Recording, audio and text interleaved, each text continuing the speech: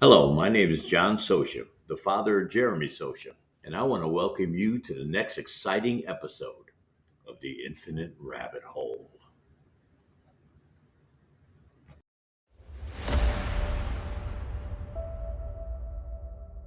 When Tanya talks about it, she says, she remembers her dad came home and he was just completely white as a ghost and just very shocked. He wasn't a very emotional guy, and obviously this shook him to the core. So then they had woken up the next day, and Tanya said they'd woken up to a house full of all these weird people. She says that it was very interesting, and she says that now it could have just been the fact that she was a young child, but she says she believes now as an adult that one of the people that, or a couple of people that were there, were actually the Men in Black. Like, Tanya said there was never not anybody outside, and not just like one or two people, but like groups of people. They would hide out in like the bushes and things like that, trying to catch a glimpse of Indrid. I'd like the question that was posed of if he can talk to Indrid at any time. Tanya. So the way that like she explains it to me, it's channeling basically. I'm sure you guys have heard that term before.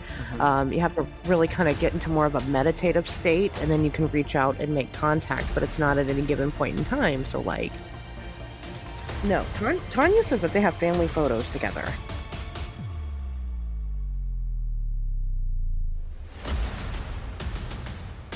introducing Indrid Cold Part 5, the Taunia Derenberger interview.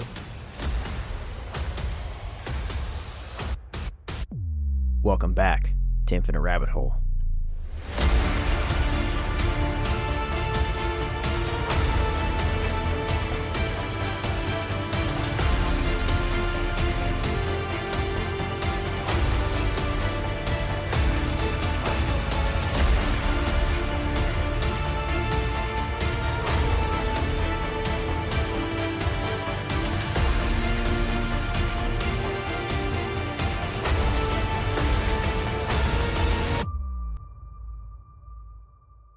Welcome back to the Infinite Rabbit Hole. I am your host, Jeremy, and today we have probably the biggest episode that we will ever do in the history of the show.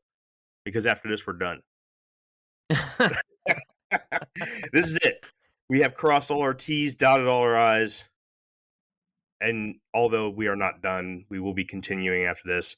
I don't think we get much bigger than this particular episode. This is one that I've been waiting for a very long time. Honestly, never even thought that I would ever get this opportunity to do so. But before we go ahead and break the news on how exciting this episode is going to be, we have to introduce you to the rest of the cast for the night. Let's go ahead and start off with Jake. Jake, what's going on, man? My back hurts. Why does your back hurt, Jake? Well, it wasn't from the motorcycle crash, because that wasn't even that bad. It was when I was lifting the bike. I did too much back and not enough legs, and I felt it pop. So I'm here, my back hurts, but I'm still here. Because Jeremy made me. I did. I said, no workman's comp from IRH. That's right. Get up. Go to work. No, I'm just kidding. All right. Next, Jeffrey. 'Tis I, Jeffrey. I am here. I'm doing quite well. My back does not hurt. I did order some awesome blue blocking spectacles, so I'm excited to not have a migraine after this episode. Yeah, he looks smart today. Thank you. I'm not smart, but I'm glad that I look smart. You do. You look very smart, man. And you were eating some really nice cookies earlier that made me super jealous. I had fresh baked chocolate chip cookies, everybody. I am all hyped up, ready to go. And Kenzar, we are a week removed from you eating poutine. Poutine.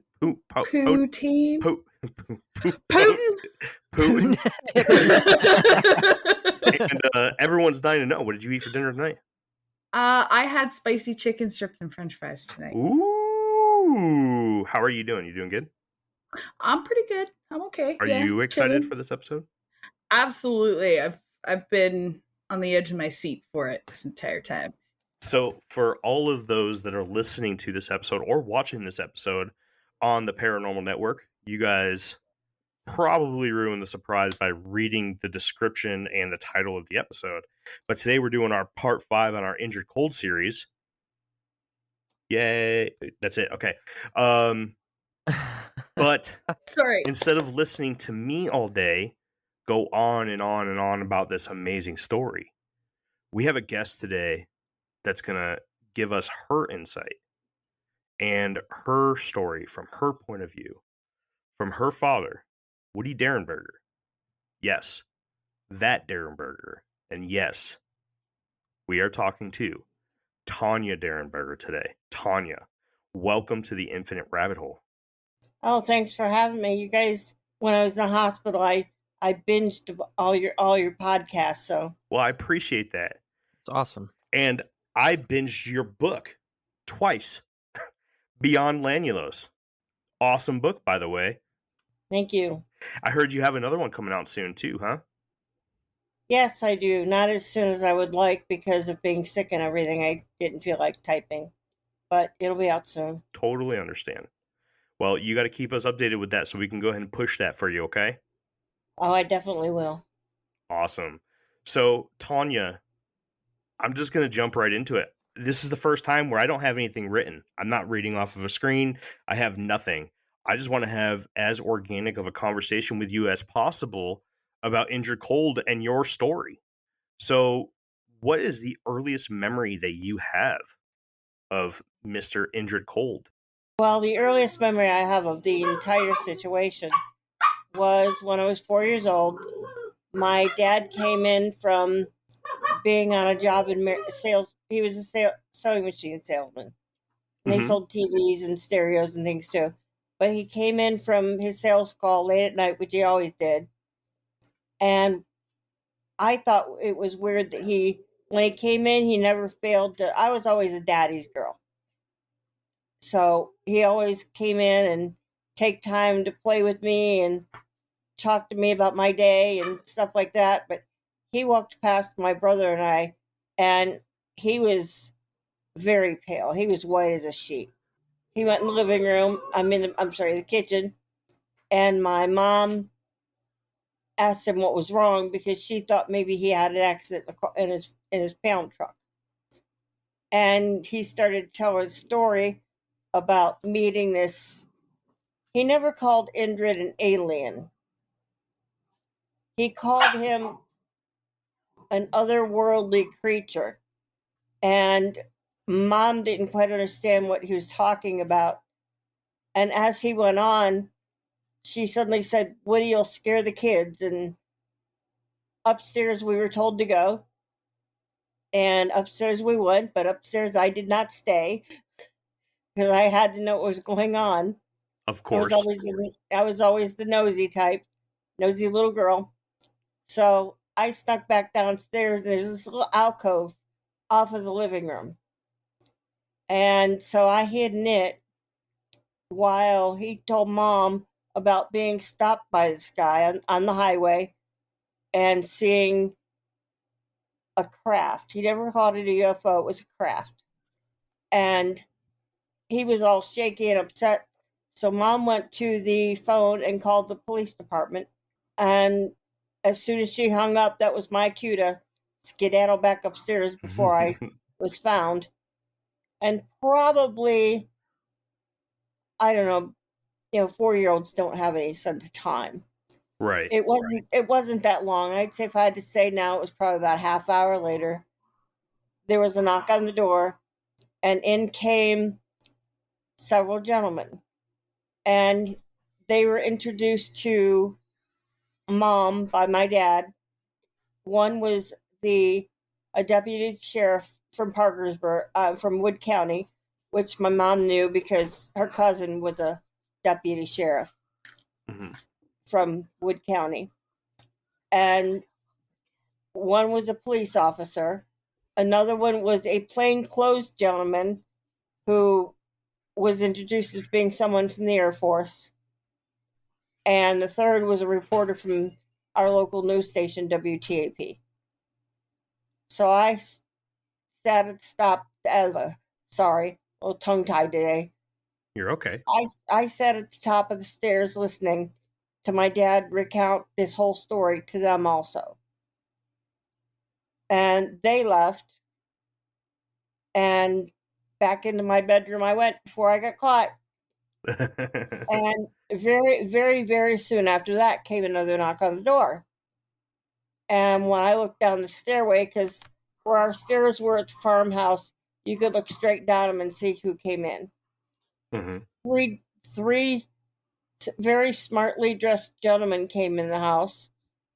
And I thought maybe they were deacons from the church, because Mom had called the church also. And they were dressed all in black, except for their shirts were white. They had fedoras on. And what I thought was really weird was it was very late at night. It was probably about 10 o'clock at night by that time. And they were wearing sunglasses. And all they told my dad was, recant your story and don't tell anybody else about what you saw. And they left the house, and no more than they got out of the door, Dad looked at Mom and said, yeah, right. Because my dad would not be intimidated. And then, of course, the next day, Dad went on to WTAP. Yep. And by the time and of course, the announcer for WTAP gave our address when he introduced my dad. Of course, right? Yeah. So by the time Mom and Dad got home, because they had been there all day, it was, there were, I swear, half of Parkersburg showed up in our yard. And I didn't understand what was going on at that time. I just went outside and thought, ooh, people to play with. Because we lived in a very remote part of Mineral Wells at that time. It's a lot more built up now. And there wasn't really anybody around. And nobody really came over very much. The Derenberger family they weren't very sociable people. And I went outside, and Mom actually came out serving coffee to the people outside. So the police had to be called several times to get everybody out of our yard, because every time the sheriff's department would get everybody out, as soon as the sheriff's department would leave, people came back. And Mom told me not to be afraid, that, Daddy saw something, and tried to explain it to me a little bit. But like I said, I was 4 years old. I didn't understand, space people or crafts and things like that. So I'm going to stop you there, Taunia, so we can talk about this a little bit. Okay. You're doing a great job, by the way. Thank you so much for coming out and talking to us about this story. This is a fantastic piece of, man, it's tough to categorize it, because we have one of these rare cases where, in the genre of stuff that we talk about, this weird, strange, and unknown world that lives next to us, or that we live in, right? It's very rare that we have somebody from a really big event, such as the Indrid Cold and Woody Derenberger story, that is, one, still available to talk to, and two, is willing to talk to us. And this is huge, Taunia. So first, thank you so much for coming on and talking to us. My first question, if everybody here would allow me to go first. I guess. So the part in the story where you're on top of the stairs and you're watching your dad answer the door for multiple people, one of the big questions that always came to us as we were telling the story during our four-part Indrid Cold series on our just audio version of the podcast was, do you think that, especially that last group, the black suit with the white shirt underneath and the fedoras, do you believe that this was the infamous Men in Black? Yes, I do. And in fact, later on, as I got older, Dad and I started talking about the subject a lot together. In fact, I was the only one at that time he would even talk to about it. And that's exactly who he told me that he believed they were, because they were he was told, recant your story, don't tell anybody else anything, and you won't have any problems from us. Basically, and they did it in a very threatening manner. So I was always afraid because Dad told me that Indrid and his friend Carl were there that night, milling around in the yard amongst other people. So I was always afraid that something would happen to my family, or as I got to know Indrid and his family, that something would happen to them. Because after that, people would show up not only in our yard wanting to see, as they put it, the space people, but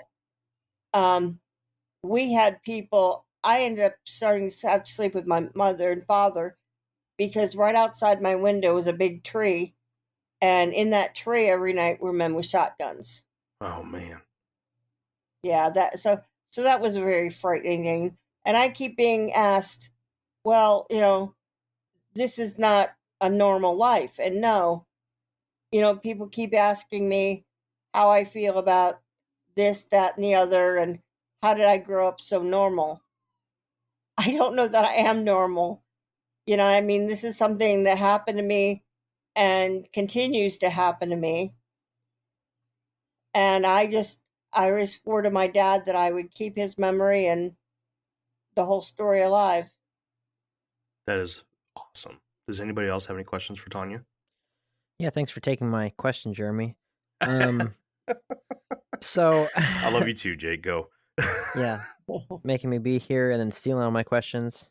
Hope this isn't a trend. So, all right away, I didn't re-listen to our episodes before having you on, Taunia, but it was very thorough. And, that was one of the questions I wanted to ask was the Men in Black question, right? Right. And it's so strange that they would come off so threatening like that, but it really doesn't seem like there was actually any real repercussions. Like they didn't do what people think they do, like turn your brain to soup or something like that, do something crazy. There's like, yeah, don't do it or else, and then nothing ever happens, right? And so it's just like, what's the point of even, threatening somebody or giving someone a stern talking to if there's nothing behind that? It just seems kind of weird to me. I guess a lot of people would be afraid of repercussions from them. Mm-hmm.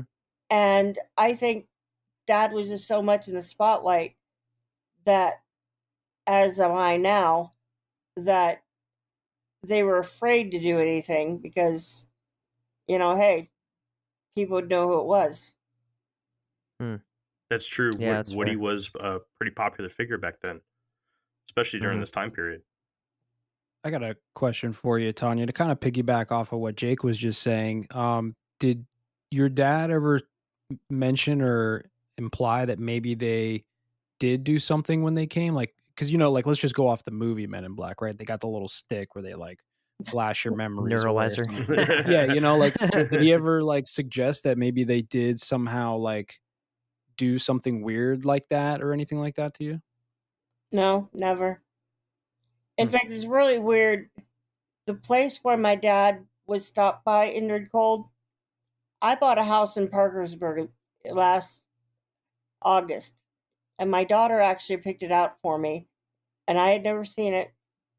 And when I got here, I just kind of stopped dead in my tracks because if you look down my street, you can see the spot where my dad was stopped by Indrid. That's crazy. That's Yeah, I thought. Some might call that a synchronicity. I was gonna say, like, is this the right definition for synchronicity? And I was like, I don't know. This is like a gray area for it. But that is, it does remind you of a synchronicity, and that is absolutely wild. What about you, kid? You got anything? Not thus far. No, I'm just I like listening to your story. I've listened to your interview with Ashley or Asher's on Wednesdays We Talk Weird, and I really like the story that you have to tell. So right now I'm just listening. Jake, you got any more, man? Nope.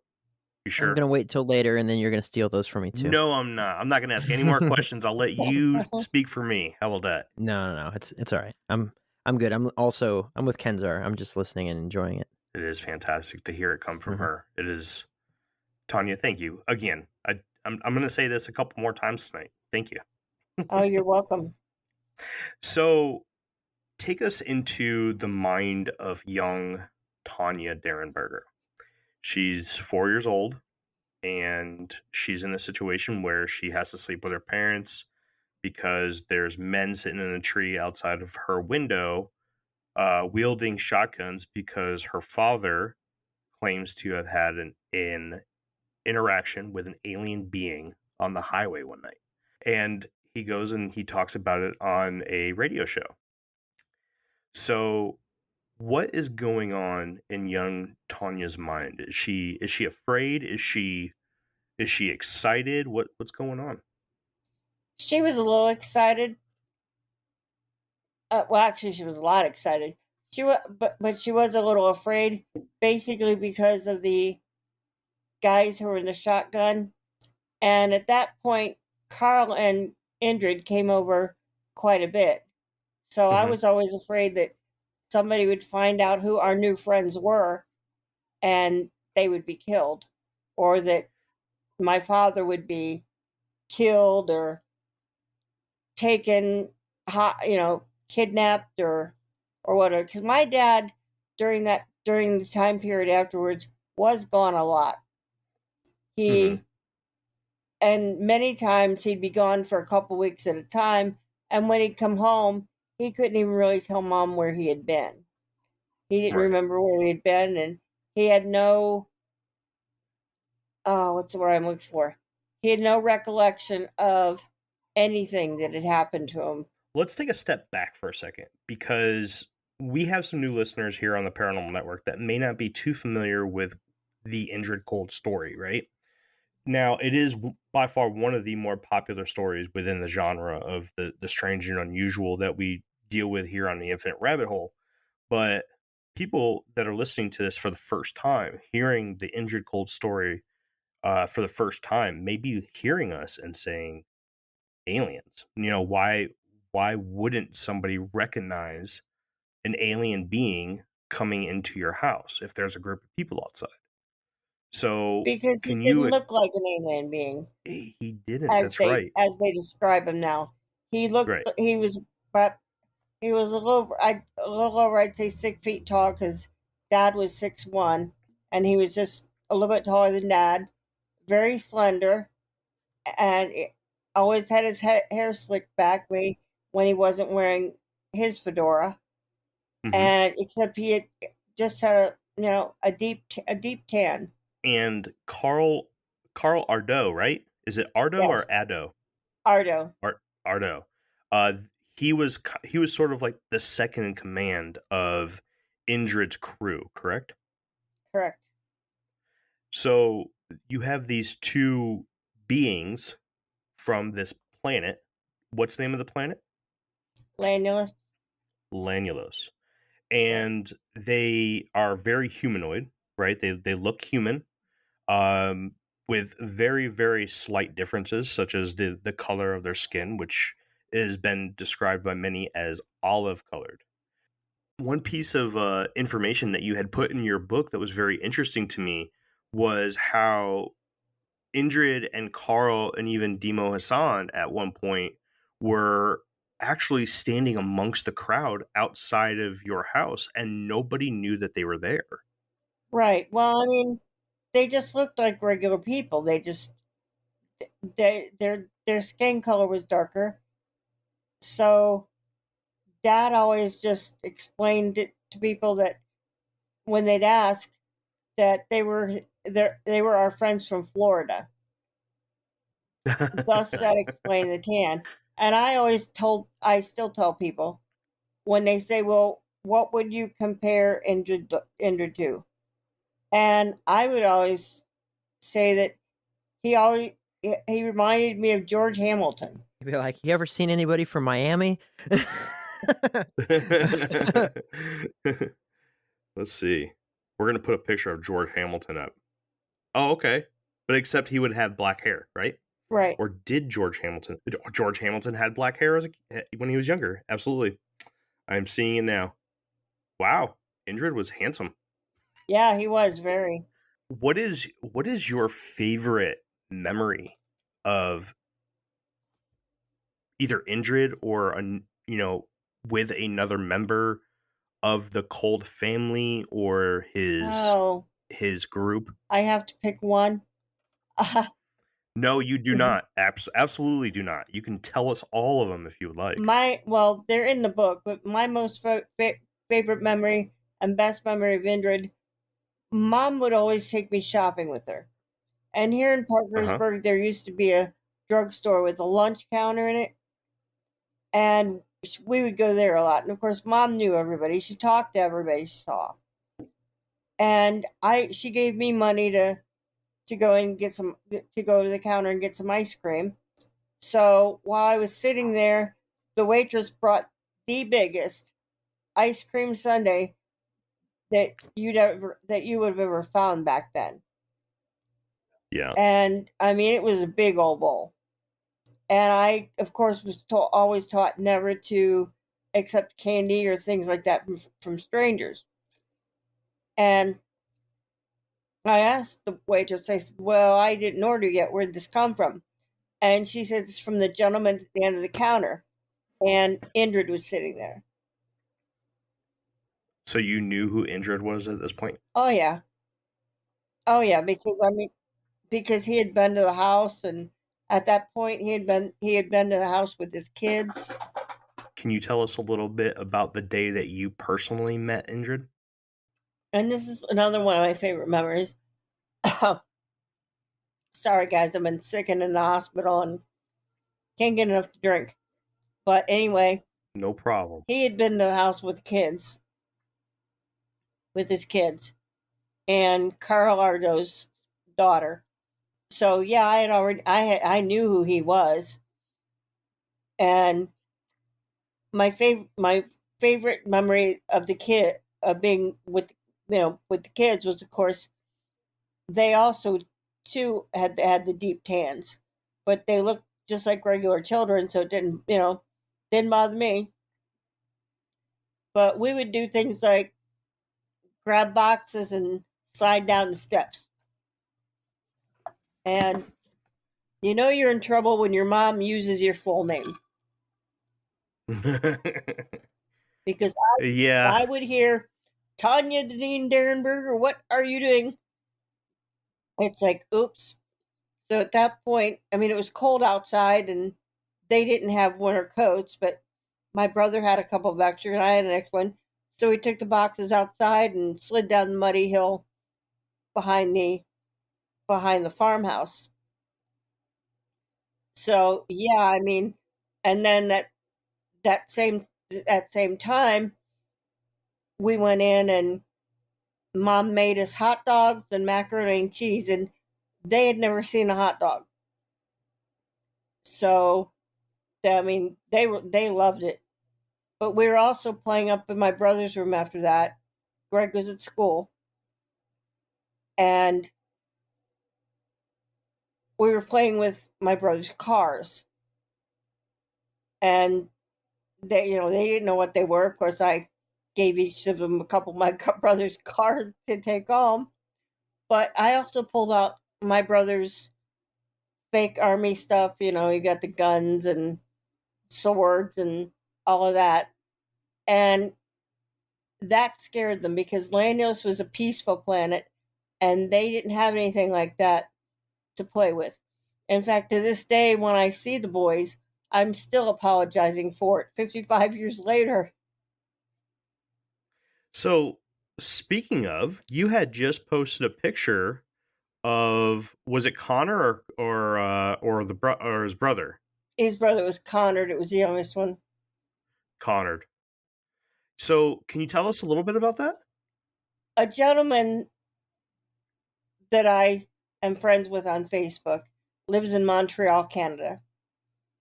And he was outside and it was very dark. It was the night of the eclipse. And just as he started to take a picture of the eclipse, there was this green ball hovering in the background, and there was a gentleman walking toward him.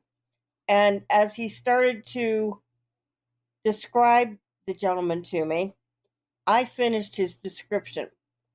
And that was before I'd seen the photo. And he could not believe that he saw what he saw. Of course, he got scared and hightailed it out of there as Conard was approaching him. And that is the first time that I've heard of them, doing something like that, because that was always a no-no. So if anybody's listening or watching this episode and they're wondering what picture we're talking about, you can go over to the Infinite Rabbit Hole Facebook group with the black logo and go to Monday, May 16th, and you will see a post by Taunia, and it is simply titled, if you blow up this photo underneath the green light, you can see the image of a man. This is Indrid Cold. It is a picture of a man walking away from the camera underneath a green light at night. It looks like it's a little hazy, and this is the picture that Taunia is talking about. So please check it out and let her know what you think about it. It's very interesting. So Taunia, have you had any? All right, you know what? I'm gonna stop taking the spotlight. Jake, do you have any questions for Taunia? No, not at the moment. What about Jake? Or what about Jeff and Kenza? Are you guys got anything? I got a question for you, Taunia. If I'm not, I might be mistaken because I haven't re-listened to the episodes we did before, so it's been a little while. Indrid didn't age at the same rate that we do. Am I right about that? That's exactly right. I mean, they lived to be upwards to 125 years old, but no, they did not age at the same rate. So his kids, right? That's who we're talking about here. Is one Yes. His children? Yes. So they must not age at the same rate either. So like how old would he be now? Like the kid that you posted the picture of? Well, Indrid's 95. I'd have to go back and do the math. But I mean, I would say I'm 59 and he was older than I am. I'd say he's in his 60s. Does he appear like he's in his 60s? Like looking at him face to face, does he look like he's that old? Like how does it? Because I had this by question. Earth standards. Yeah, I had this question on the other episode, like how the aging thing works. Like, do they just not look like they're aging, or do they actually look like they're that old, but they just live much longer and look older and older and older? No, they didn't look like they had been aging. I mean, yeah, they got older, but they didn't act like, they didn't, and they don't seem like, they're really as old as they are. I have a question. What's the names? They have a first name and a last name, just like we do. Are those their real names, or is that more like something for us? Like we would never be able to pronounce that. No, those are their real names. There's Indrid Cold, and then there was Mystique Ardo. Now, Indrid's wife was Kimmy. Right. And they had a daughter too, right? Cumulus, yeah. I mean, we name our kids really weird names. Yeah, to know this. I was just making sure that we could get the whole family in there real quick. Have you ever met the daughter? I have not seen her in years because, and I was talking to some girls from the Czech Republic about this yesterday. They still don't allow women to fly on their crafts. They're kind of... Oh, really? Yeah, there's no women's lib and things like that on Lanulos. They believe in the whole barefoot pregnant women should be at home thing. Okay. So I gotta ask, how did Kimmy get to Earth to come visit the Derenbergers? Well, of course, since she wasn't very old when they brought her. She was only a few months Mhm. old. The intergalactic council that they have, it's made up of, I guess, several different galaxies or planets or whoever's in this council. It's kind of like our Congress and our Senate. They Okay. did allow Indrid to bring Kimmy and Kimulus to see us because they knew by then we had gotten to be very good friends and they knew we'd want to see the baby. Do you think that this was a sort of technique used as a way of breaking the ice between the council and possibly Earth? It's possible. It's very possible because Indrid eventually became head of the council. Right. And then he stepped down and now Connor is head of the council. Does anybody else have any questions? I'm taking the entire mic. Not at the moment, no. Anybody else? I had a question, but I can't think of it off the top of my head. I'm sure I'll think of it as soon as you start talking again. Go ahead. Okay. I'm good Ken's for up. now. I'm good. All right. So I have to ask, right? This is another question that came up through the grapevine, and also back when we had an episode that we actually recorded it and ended up never playing it. We were going to do an episode on Valiant Thor. Now, do you know of any, or do you know if there is a official tie-in or relation between Indrid Cold and Valiant Thor? I don't believe so, although I was very pressured by Andy Colvin to say, yeah, this is a picture of Indrid, this is Valiant Thor, just leave me alone. Yeah. So tell us a little bit about Andy. I heard he's not a very friendly character. I met Andy at a Mothman festival. And I had gone down, and Susan Shepard was a good friend of mine, and she was speaking. And I had actually, at that point, printed copies of my book and took them to home Staples or Office Depot or somewhere and had them spiral bound. And I didn't get it. And she told everyone that, I had them. And I just went through the crowd and I had people running after me to buy them.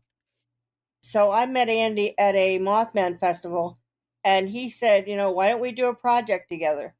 This is a really cool story. And that's how I met him.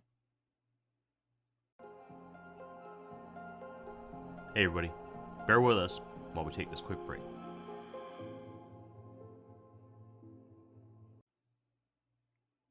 So Andy Colvin is known for buying the rights to stories within the realm of things that we talk about here on the Infinite Rabbit Hole.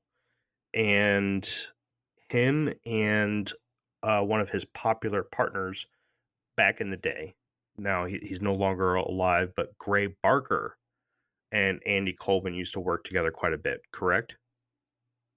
I don't know how much they worked together. I really wasn't, concerned with that information. I do know that Okay. I spoke to David Houchin at the Clarksburg Harrison County Library because they have a special building, and in that building is what they call the West Virginia room. It's got all West Virginia history and things. And off of that room, there are all kinds of Gray Barker's books and files that he had donated to the library because he was from Clarksburg. Andy says they were real good friends, but I don't know. In fact, I recently called Mr. Houchin because Andy has published a book. And it's called, in fact, he sent me a copy, The Night the Earth Stood Still, The Strange Case of Indrid Cold. And in it, the way I got involved in this book is he inserted parts of my book and parts of Dad's book into this book.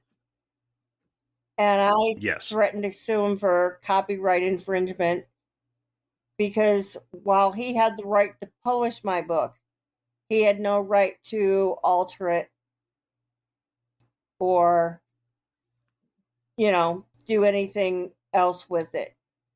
So we eventually negotiated a new settlement on how much money he was going to give me because he refused to pay me royalties. He kept saying, your book's selling better than anything by Gray Barker or John Keel. So what I've done is I'm just telling people buy it directly from me because I don't make a penny off of it when they buy it off of Amazon. Mm-hmm. And that goes to Andy, right? Yeah. Yeah, it goes to Andy. That's rude. That is super rude. That is. Just like I don't know how he can. I mean, this book was written by Gray Barker, but my book wasn't around at the time that Gray was alive.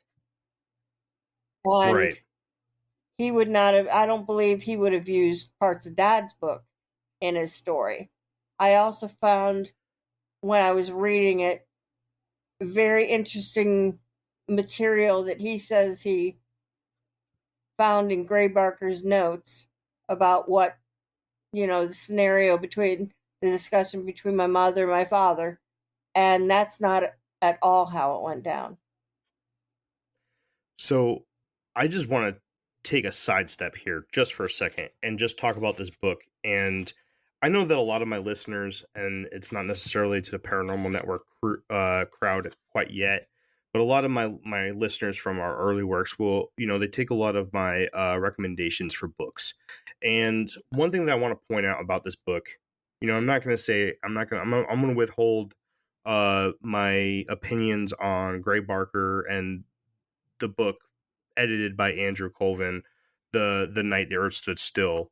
But I will say that most of this book here is copy and pasted, literally word for word, from Beyond Lanulos, the book written by Taunia. This is what it looks like here. Okay, this is the one that I got off Amazon. That every penny that I purchased it for went to Andy Colvin. I do apologize about that, Taunia. I did not know of that situation at the time. Nobody has any way of knowing. And then this is my large print copy of Visitors from Lanulos, where you actually have the forms that were filled out. I don't know if you guys can see this, but it's got some really, really good stuff on the back end. But this book here, The Night the Earth Stood Still by Gray Barker, literally almost every single chapter is just copy and pasted. Like, I'm just going to reference chapter 15 here for a second. The chapter is called From Lanulos and Beyond, and it starts off Woody's daughter, Taunia, eventually wrote about her own experiences with Indrid in a book called Beyond Lanulos. She began the book by explaining that the initial events were traumatic for her, copy and pasted information, copy and pasted information, copy and pasted all the way down. Here's a break right here where he put 4 words of his own, copy and pasted information, copy and pasted information, end of chapter. So I don't necessarily believe in that kind of writing. Taunia, if I had to put my own opinion out there, actually, no, I'm not going to. I'm going to let the listeners make up their own decision on this whole thing because I don't want a charge of destroying someone's character. I just believe that if you want the purest information about a story, the best way to do it is to go straight to the source. And Taunia, That's you. So if anybody is thinking about purchasing, I know our buddy Danny. Go ahead, everybody. Danny. Danny had said that he purchased a book from you, and he loved it, of course. Danny's a great guy. If anybody else that's listening to this wants to purchase Beyond Lanulos or Taunia's upcoming book, do we have a title for that yet, Taunia? It's called A Man Named Cold. Our 50 years with Indrid Cold. And awesome. I can't wait forward for it, you I can't do it right now. I don't know how to do that while I'm on the computer. But I will send you a picture of the cover of that book because that'd be really cool. I've already had the cover drawn up, and just like when we renegotiated for Beyond Lanulos and Visitors from Lanulos, I had him change the covers because I didn't like the covers that he chose. So there's those books that you have are actually, I guess, first edition copies, and the other ones that are for sale now on Amazon are, I guess, second edition. But in the Beyond Lanulos that is for sale on Amazon now, there's an epilogue in the back. And I need to explain that epilogue. I thought I might have sent it to you, Jeremy. I may not have. In 2018, I was living in a nursing home. One night, I was laying in bed, and it was very late, and I heard someone enter my room, and I looked at the clock, and it was like 2 o'clock in the morning, and I saw two gentlemen coming toward my bed, which frightened me a little bit. And before I could hit my call light,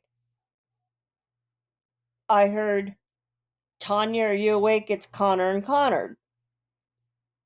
And I didn't know what they would be doing there at that hour. And Indrid was not with them. So that automatically upset me. They proceeded to explain to me that Indrid and Carlardo and Dimo Hassan had been chasing humanoid ships, and Connor and Connor were watching the little blips on the radar, and all of a sudden the blips were gone. That they believed that they were dead. Basically, they were coming to tell me that Indrid was dead. So, a little bit later on, well, let me go back. Of course, we hugged and cried and reminisced, and until it was getting light and they had to leave so that they didn't get seen. And I said, well, couldn't he just be hiding? Because I know for years Indrid wanted out of the limelight, just like my father did. My father got tired of it. It ruined my parents' marriage. And I wasn't able to see my father for years because of it. And I mean, it was just a real mess for a long time. And probably about 18 months ago, maybe less than that, I, at this point, was in my own home. And I woke up and there was somebody standing at the foot of my bed. Now, I was living with my daughter, my son-in-law, and my two grandchildren. So I was, figured it was one of them. And it was a man's voice, and he just said, "No, don't turn on the light." And it was Indrid. Sorry, my dogs were just going nuts. I got new puppies. And when I talked to him about what happened and where he had been all that time, because I figured he was dead. That's the way it was always explained to me. Of course, when I talked to him, years before, and he said he wanted, out of the spotlight, and he didn't want me publicizing it anymore. Just keep it to myself, and I was respecting his wishes. I said, well, if you want to go hide, where will you go hide? And he said the Appalachian Mountains, because there's the thick wooded areas where he could go to hide. And when I asked him where he was, that is exactly where he was. He was in the mountains, because he never wanted to be very far away from where I was, especially after my father passed away. He thought of himself as a second father to me.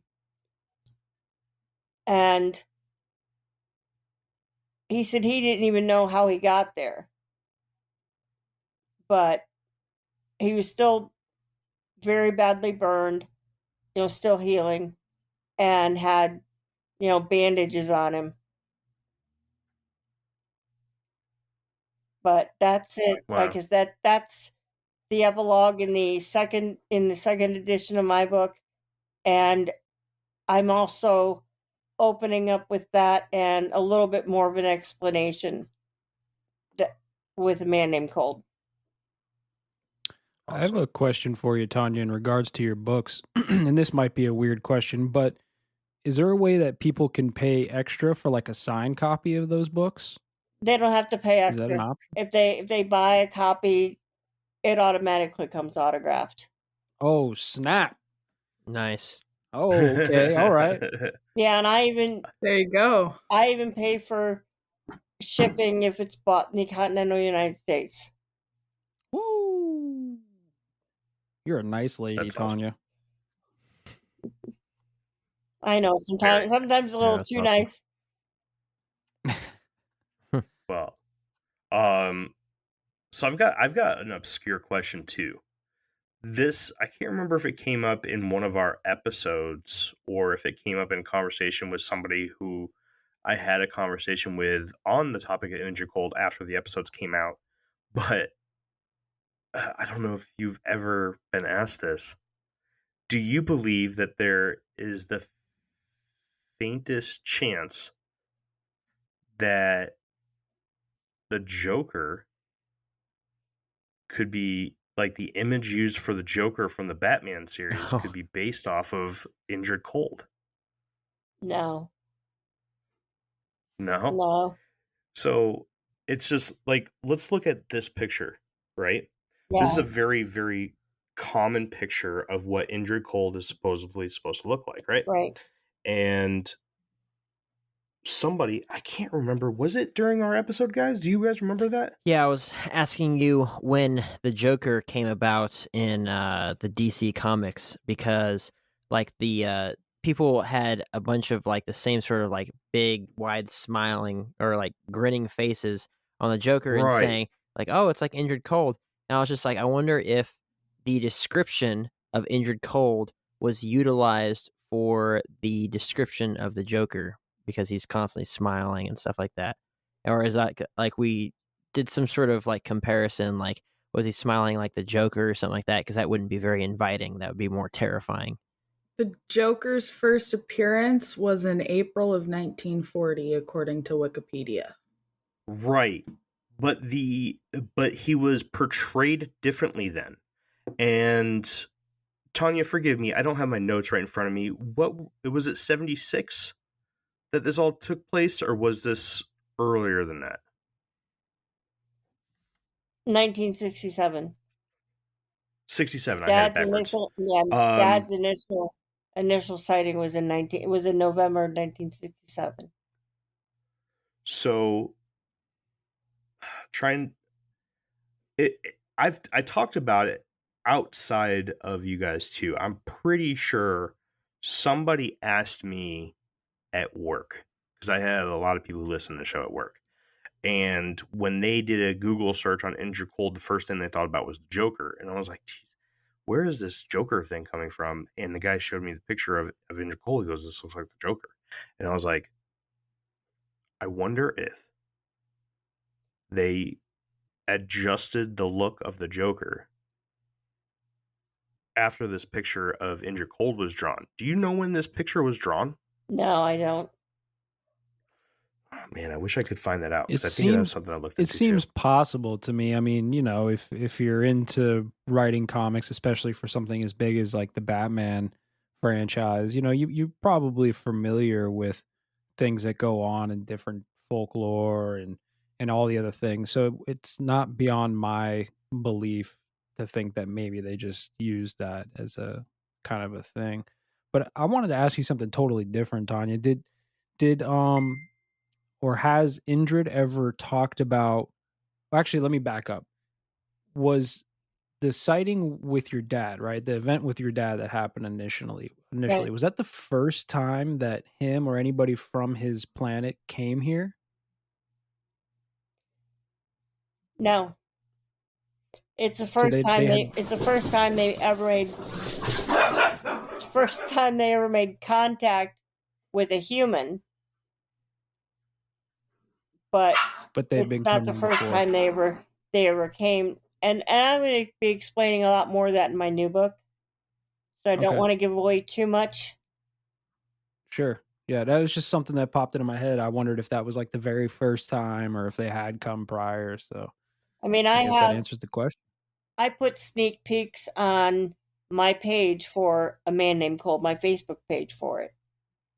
I go in every once in a while, put a sneak peek on, and tell people, well, this is what, this happened, and we're going to discuss this. And I urge people to even go on my page and ask questions so that I can, put that information in the book if it's relative. Time to do a scavenger hunt, everybody. Gotta go find those little hidden nuggets on the page there. Does anybody else have any questions for Taunia? I'm waiting for us to actually get to Lanulos. I have questions about this planet. So, all right, let's take a trip to Lanulos. I'm still waiting Taunia. to go. I know.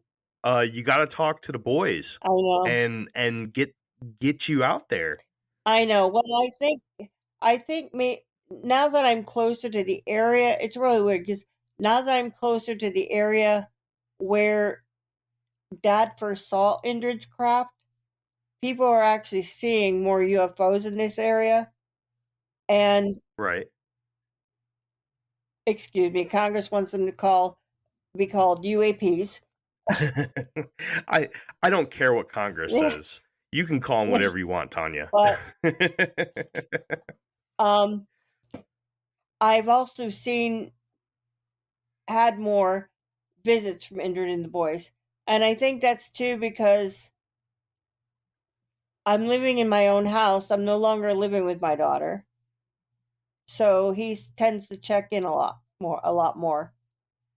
But our house, I've got two very nice young couples who I rented bedrooms to upstairs. And up until recently, I also was taking in homeless people. Basically friends of theirs who had no place to live, and so I would take them in, and because I have a third bedroom upstairs. In fact, at one point I had 6 people upstairs in bedrooms and 2 living in my living room because they had nowhere else to go. And that was this winter. And not toot my own horn or anything, but I did help to get them, to where they could find jobs and get them out of my house. But you are a nice you got a big heart, Taunia. Yeah, that's amazing. I think that's my biggest fault. I don't like to see anybody hungry. I don't like to see anybody homeless. And I told I told my aide, who's one of the ones living here, the other day, I said, I've just come to the realization that I can help one person at a time, but I can't help everybody. Because how that came up is I had brought in this gentleman out of, he had been in jail, and he was a friend of one of the couples that I had living here. And when I was in the hospital this last time, he brought in some of his friends, and they robbed me blind. They took every piece of jewelry that I had. I vape. They stole my vapes. They stole my daughter's crystal ball. Anything that wasn't nailed down. So, yeah. I'm glad I had my laptop. I'm sorry to hear glad that. I had my laptop in the hospital with me, or it would have probably gone too. But he's back in jail now anyway. But yeah, that's unfortunate. I can't help everybody, and that's always what Indrid told me.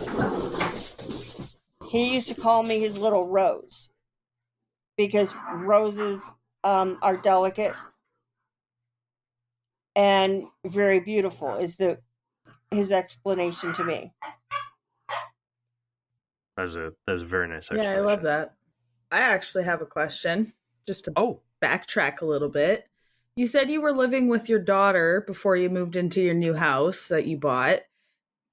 How involved are your kids with the Indrid Cold story? Like, have they met Indrid? Are they involved with him at all? His kids? Is there a relationship there? No, there's no relationship between my children and them, because I had stepped back from it for so long. Sorry, guys. And because I had stepped back from it for so long, and they just don't have any interest. I mean, I have 5 kids, and none of them have any interest in it. So I figured it was worth a shot asking. Be kind of cool if your kids were more involved, but I mean, it is what it is, right? Yeah, it is. Do they want to be? I don't think so. Like I said, they've taken no interest in the subject. They've watched podcasts that I've been on in the past, but they really, they take the stance of a lot of people to where they don't believe in UFOs. They don't believe that there can be other life forms out there besides ours. That God Almighty created one Earth, and that's all he populated. And I, of course, growing up with the story, I've never bought that. I knew better. I mean, why would he just create, Earth and put people just on Earth? I know I'm getting too deep. Good question. That's a good question. I have another random question. Yeah, no, that's okay. What are the chances that Indrid or his family might listen to this episode? Oh, there's a very good chance. Oh, snap. Hey, Really? what's up, Indrid and family? Yeah, they... Hello, everybody. I mean, Indrid sat down and watched Hellier with me and corrected all the mistakes in Hellier. That's awesome. How does that make you guys feel, knowing that there's a good chance that another worldly being might listen to this episode? I mean, if it shows up on our anchor, right? If it shows up that we've got like a new planet Venetian, listening from or Lanulosian. Yeah. No, that is pretty cool either way. Anchor Analytics, yeah. There's a thing we can click on the Anchor website, the host that we use for our podcasting, and it shows us where where our listeners are by state, by country, and by planet. So as of right now, 100% of our listeners comes from planet Earth. We have a whole big market that we have yet touched in the rest of the solar system and the rest of the universe. So as soon as Lanulos pops up there, we will know. Dude, the if Indrid that Connor 100% of Earth switches to 99%, I'm gonna lose my mind, dude. I'm gonna lose it. I'm That not would saying be. they'll listen from Lanulus or anything. I mean, he knows Nope, it has to be. Just kidding. he knows that I was going to do this interview, so I'm sure he'll be very interested in it. Well, he's Indrid, if you're listening, I would love to meet you as well. Please make it happen, buddy. yeah. Indrid, I just want a souvenir from Lanulos. I don't care if it's a rock. I want something cool. Just something to put up on the shelf back here that says it's from Lanulos. That'd be so cool. Are the Colds opposed to you taking pictures of them? Yes. Why? Yes, he's never allowed me to take a picture of him because he doesn't want it to fall into the wrong hands. Knowing that, because honestly, I've only been I lived in a nursing home from the time my second husband and I split up in 2015 until 4 years ago. Mm-hmm. So my things were shuffled here and there, and I moved back and forth to and from Cleveland several times. But he's afraid things are going to fall in the wrong hands. And I think that's also, and I know for a fact that's why he won't show himself to many people here. And he won't just, park outside the White House and go in. I mean, especially after the congressional hearings today, and them saying that they considered these UAPs as being a threat to national security. He has seen the way they treat the prisoners at Guantanamo Bay. The illegal aliens trying to come in from, Mexico. He sees the way these people are treated.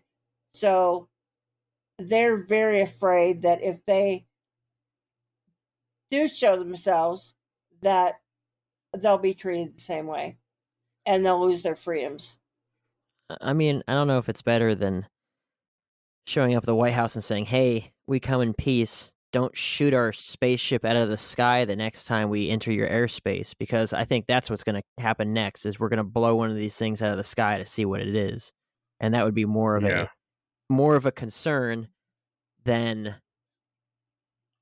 I mean, shoot, he could just hover above the White House and yell out the window and be like, "We're here. Nothing to worry about," Just, right through protected airspace. Right. But I mean, I can understand the sentiment and saying that, I mean, every single movie that we depict with aliens, like with the exception of 2, we're killing them. So I mean, I guess it makes sense, right? This is true. You look at pop culture now, and how are alien beings, people or creatures from another planet, depicted in our pop culture? They're depicted as evil. They're depicted. Or we are depicted as battling them, killing them killing us. And, the stigma that comes along with it is that if they're not from here, they are bad. But Jake did bring up a good point there, right? Is that we are getting to the point now where we've had, the big drop of information in 2021. And now the congressional hearing of today, which is the 17th of May, 2022, where they announced this new office under the Secretary of Defense, where basically they're revamping Project Blue Book and ATIPs and all these other programs that were around, and now they're being very public with it and open with it, and it sounds like we're heading towards a more defensive posture with these UAPs or UFOs. How afraid are you, or are you concerned for the Lanulosians that are that could be possibly flying around in our airspace that the U.S. could potentially take a shot at them. Oh, it frightens me every day. I mean, it's like Indrid will come and see me, and I'm like, did anybody see you come in? Did anybody see you outside? You know, I mean, it frightens me all the time. I worry about him, you know, constantly. I think it's definitely warranted, especially after all the stuff that came out today, Right. which we plan to dive into very soon. But we have. Let's go ahead and move into Lanulos itself, and let's just go ahead and Taunia, can you go ahead and describe how your father, Woody Derenberger, described his personal trips to Lanulos? He described them as very pleasant places. Mhm.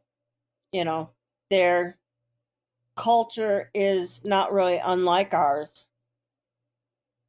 It's like Indrid had told him, you know, we sleep, eat, and breathe as you do.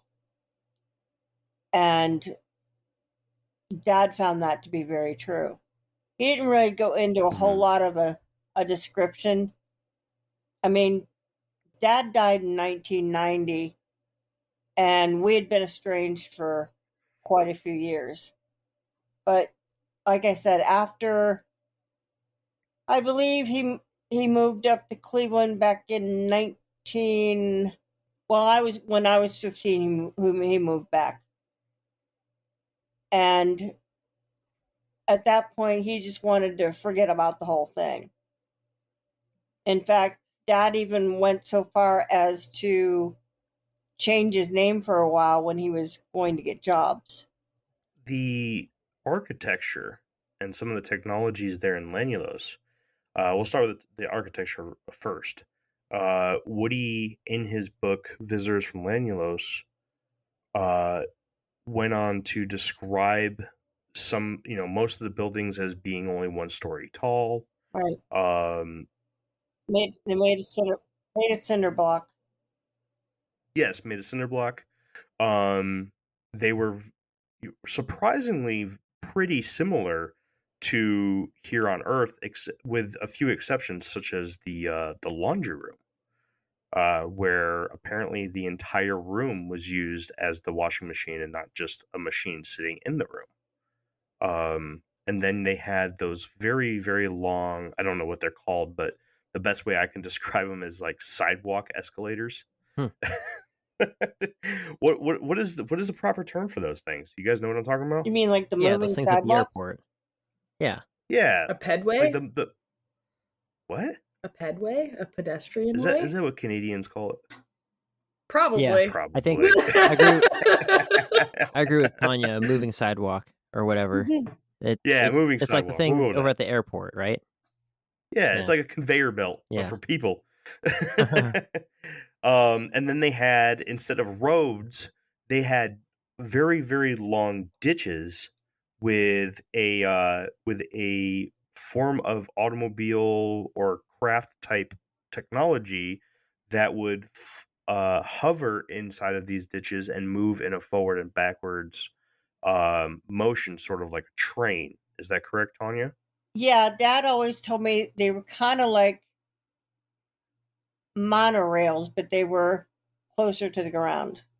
Who was it? Who when they pictured Lanulos, Jake or Jeff, Jeff. one of you two pictured it as like 1950s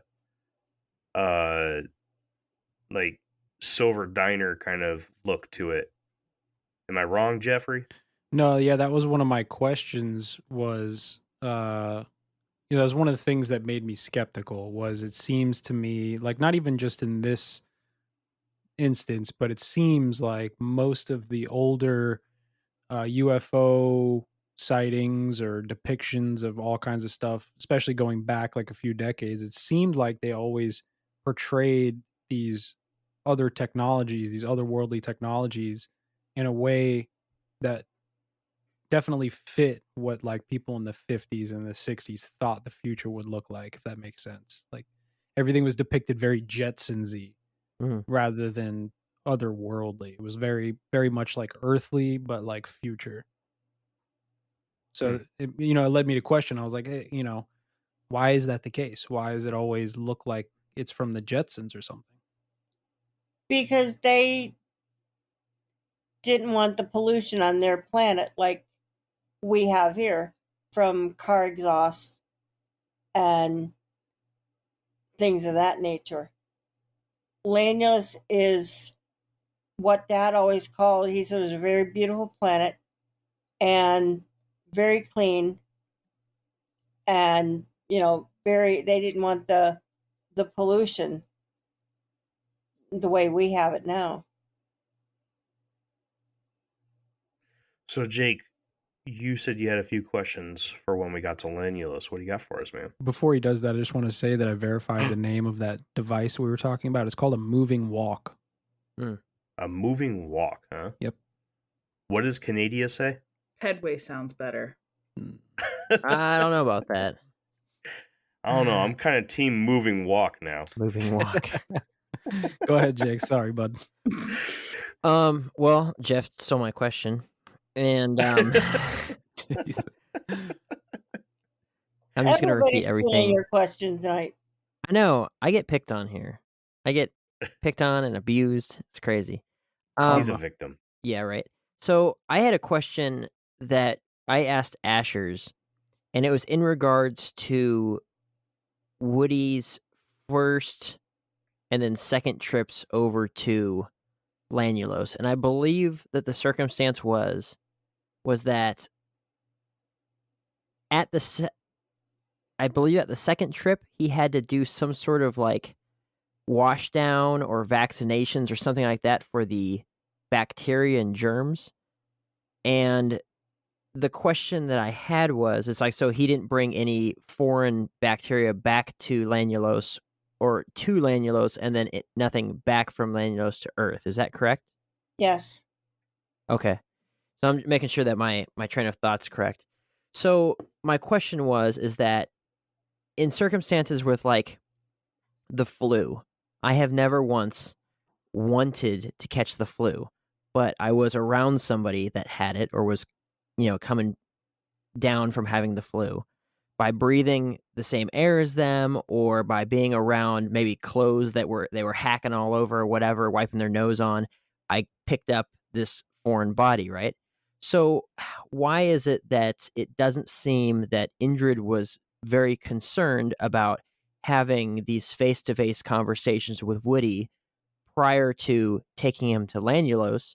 Because it would have, in my mind, had the same effect if he has these if Indrid has this foreign bacteria on him that we don't have here on Earth.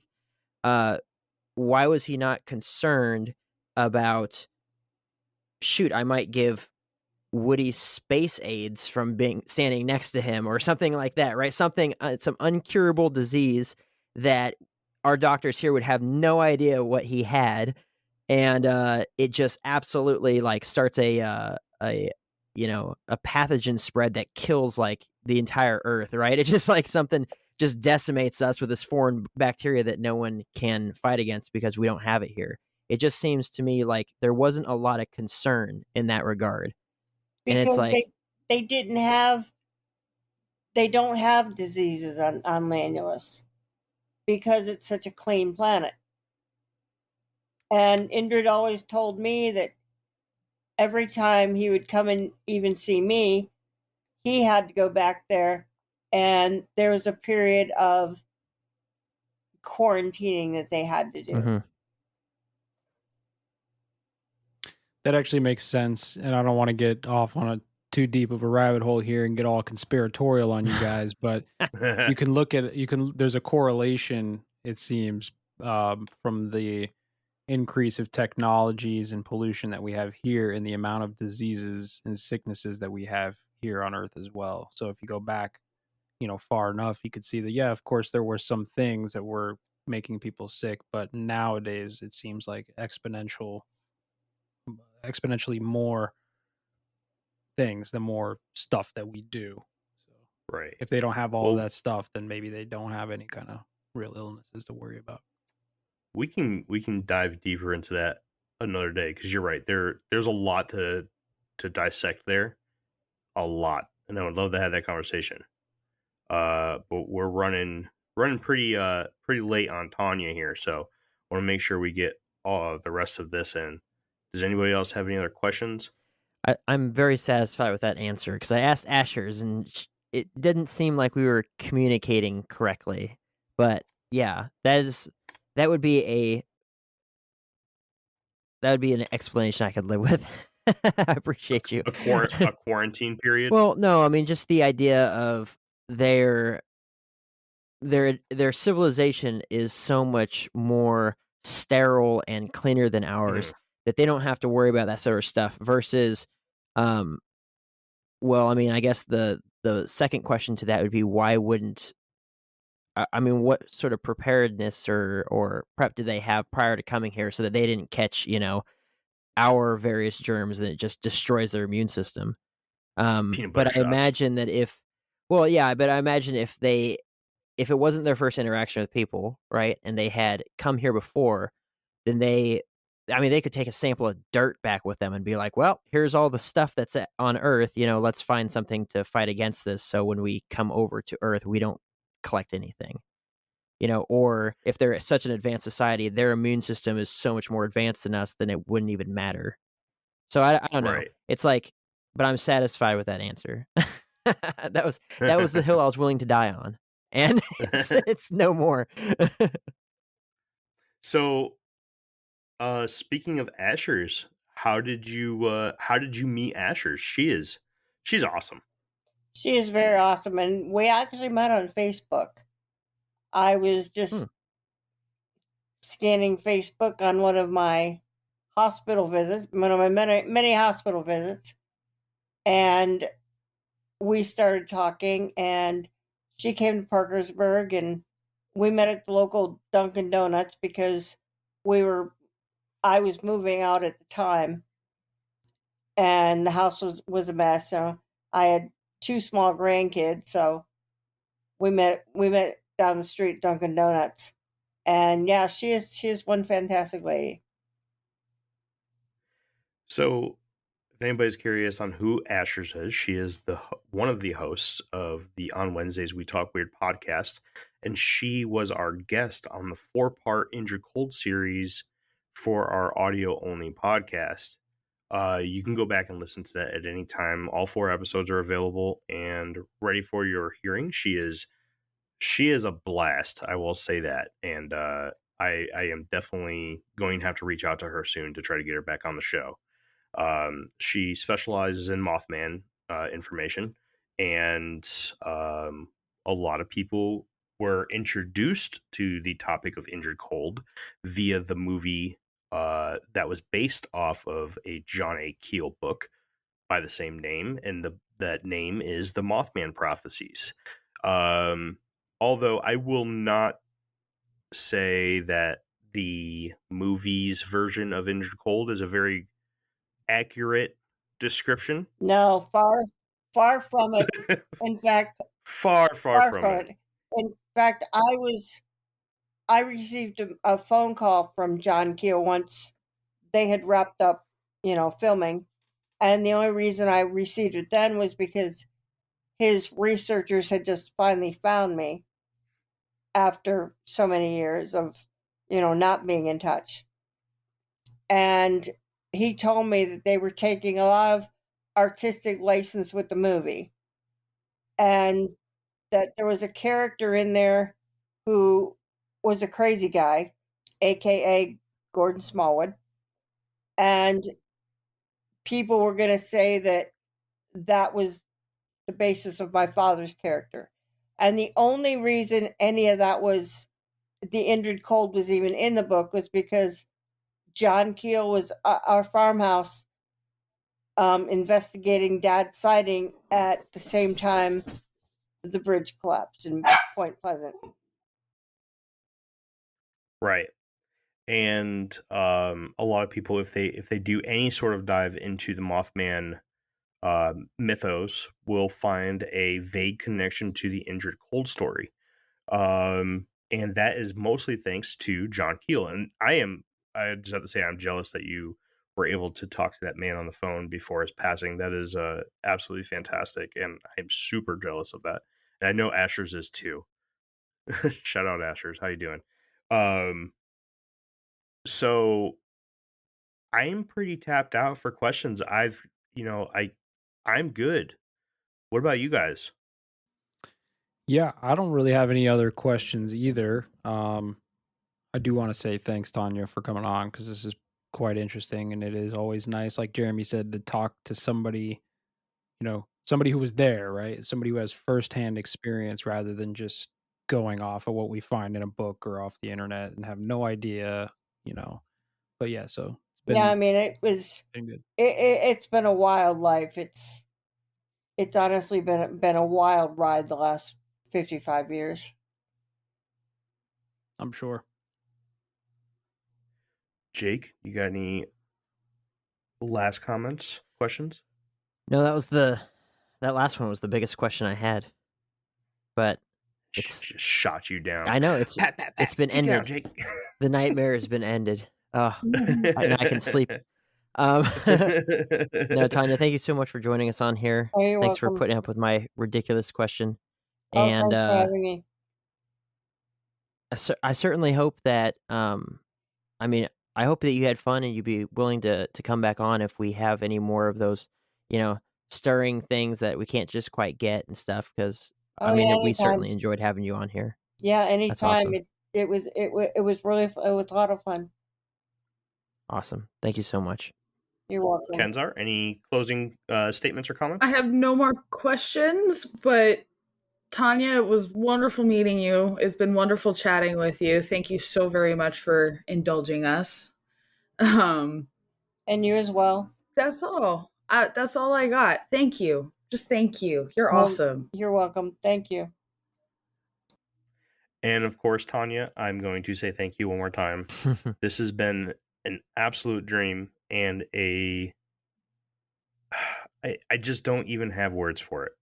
I just want to say thank you. This is the mythos surrounding Indrid Cold and your father, Woody Derenberger, has something that has been captured with my attention for so long. Again, words, they're just not there for it. I have all kinds of books, even that book from that one guy, that Andy Colvin guy.